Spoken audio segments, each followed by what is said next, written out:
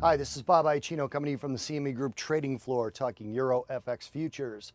June Euro FX futures 107.34 on a settlement price, down about 15.5.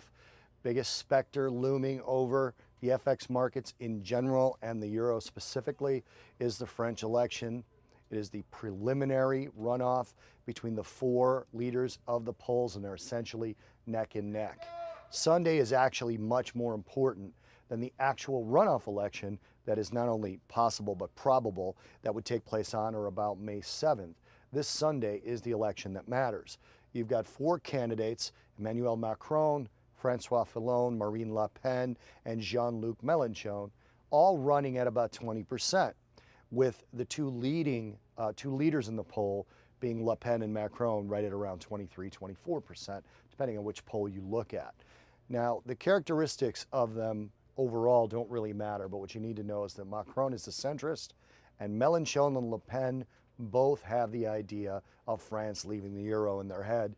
That would be the most volatile thing for the euro currency. So if you ended up with a runoff between Le Pen and Mélenchon, there's probably a sizable sell-off in the euro coming. If you ended up with a runoff with Le Pen and anyone else, you're still probably going to have some volatility in the euro, downside volatility.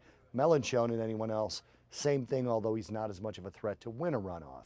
So far, in a runoff between Macron and Le Pen or Mélenchon, you're seeing about a 65-point victory for Macron in the polls. That's pretty big to overcome, even with the third of the electorate undecided.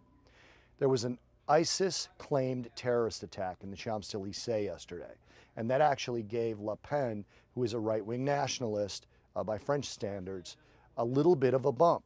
Now, the majority of the poll data had been taken before the attack, or before the attack was made public. Some of the data admitted by the polling authorities was taken after the attack, and she bumped up about a half a percentage point into an exact numerical tie with Macron at 24%. Prior to that, Macron was leading by about a half a percent. This is a concern because, again, only a portion of the polling data was taken after the terrorist attack, or at least after the terrorist attack had been aired to the French public. So we don't know how many other people's minds might have changed, and we don't know how much of the 1/3 of voters that are undecided might actually go with the nationalist candidate based on this terrorist activity. France is a huge immigrant population, so even if the smallest fraction were involved in terrorist activities, it really, who they elect isn't going to make a difference. It's more about acceptance, but I'm getting off on a different tangent now. Lastly, the dollar jumped, which also assisted in weakening the euro. Jumped midday during a speech where Donald Trump promised massive news on a tax reform plan, a simplifying of the tax code on Wednesday. Even at a press conference with Treasury Secretary Steve Mnuchin, who talked about simplifying the tax code, and they were going to have a huge announcement on Saturday.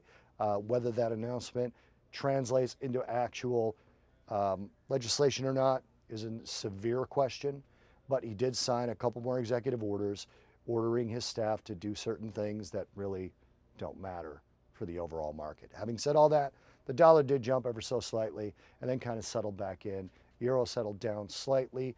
We're sure to see some euro fireworks come Sunday night, Monday morning, as the election results start to roll in.